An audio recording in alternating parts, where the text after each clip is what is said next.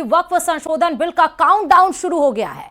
अब माना यह जा रहा है कि अगले हफ्ते केंद्र सरकार लोकसभा में वक्फ बिल को पेश कर सकती है। जी हां, अगले हफ्ते लोकसभा में पेश हो सकता है वक्फ बिल। वक्फ संशोधन बिल को लेकर बीजेपी की विशेष रणनीति बनाई गई है। सभी सांसदों को अगले हफ्ते सदन में मौजूद रहने के निर्देश दिए गए हैं।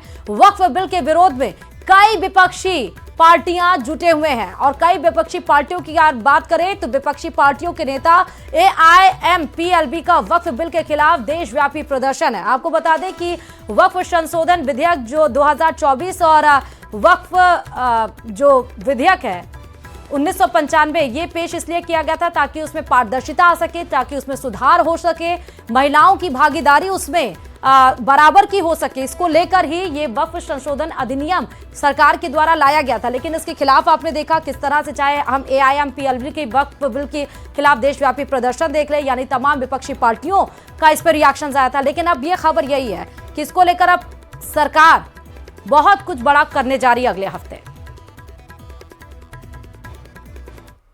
अगर एक होकर के हम लोग लड़े तो इंशाअल्लाह हम लोगों की जीत तय है और हम लोग संविधान को बचाने का काम करें। किसी भी कीमत पे नागपुरिया कानून को हम लोग लागू नहीं होने देंगे, नहीं होने देंगे। वक्फ बिल बेशक संसद में ना पेश हुआ हो, लेकिन इसको लेकर घमासान मचा है। All India Muslim personal law board ने वक्फ संशोधन विधेयक के खिलाफ देशव्यापी आंदोलन की घोषणा की है। वहीं एआईएमपीएलबी पर बीजेपी देश के अल्पसंख्यकों और मुसलमानों को भड़काने का आरोप भी लगा रही है। देखिए इसी पर यह रिपोर्ट। वक्फ बिल पर घमासान, सड़क से सदन तक संग्राम। वक्फ बिल के विरोध में मुसलमान तो साथ देने आए विपक्ष के सियासतदान। ये तस्वीरें बिहार के पटना की हैं, जिसकी गूंज दिल्ली तक सुनाई दे रही है। ये घमासान वक्फ बिल को लेकर है। दरअसल कुछ मुस्लिम संगठन वक्फ बिल का विरोध कर रहे हैं और इसी विरोध को लेकर सड़क से सदन तक संग्राम मचा है। वक्फ बिल को लेकर दिल्ली से पटना तक हलचल तेज हो गई है और सियासत भी उफान पर है। वक्फ बिल के विरोध में पटना में all India personal law board के बैनर तले नाराजगी का ऐलान किया गया और बोर्ड के नेताओं ने वक्फ बिल को लेकर कड़ा एतराज जताया। All India personal law board के इस विरोध पर सियासत का भी रंग चढ़ा है। बिहार में चुनाव है तो इस मुद्दे पर सियासत भी होनी लाजमी है। यही वजह है कि आरजेडी ने इस विरोध प्रदर्शन का खुलकर समर्थन किया और आरजेडी प्रमुख लालू यादव और तेजस्वी मुसलमानों के धरने पर पहुंचे और बिल को लेकर अपना इरादा साफ कर दिया। वक्त के जायदाद के खिलाफ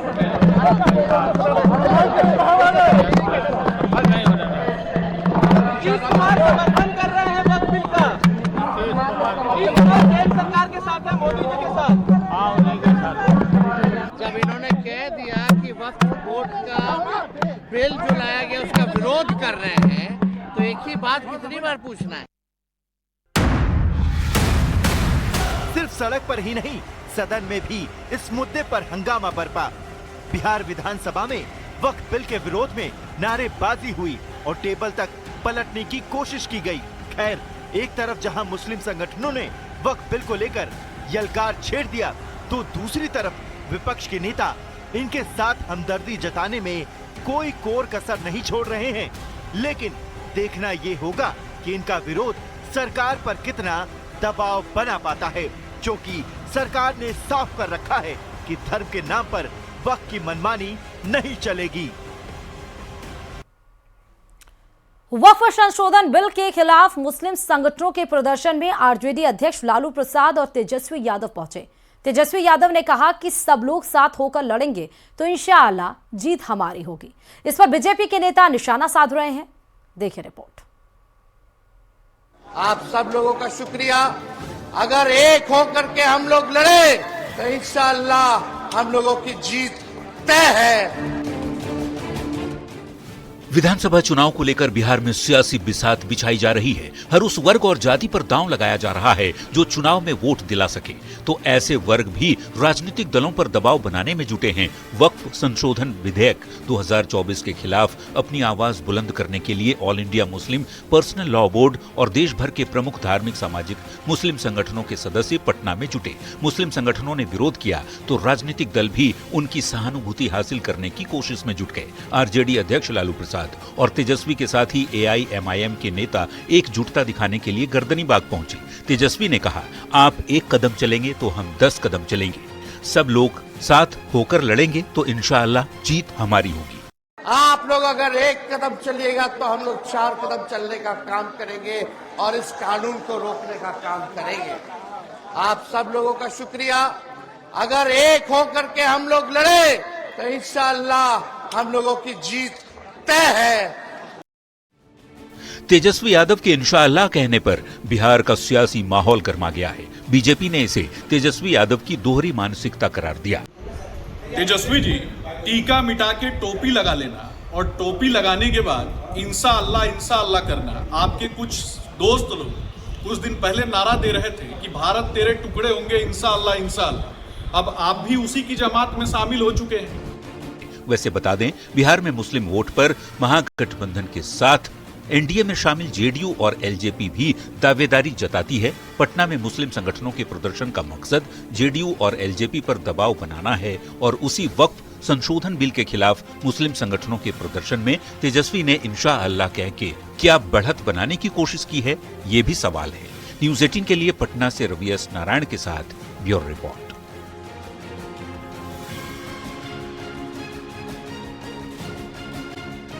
वक्फ संशोधन बिल के खिलाफ मुस्लिम संगठनों के प्रदर्शन में आरजेडी अध्यक्ष लालू प्रसाद और तेजस्वी यादव पहुंचे। तेजस्वी यादव ने कहा कि सब लोग साथ होकर लड़ेंगे तो इंशाअल्लाह जीत हमारी होगी। इस पर बीजेपी के नेता निशाना साध रहे हैं। देखिए रिपोर्ट। आप सब लोगों का शुक्रिया।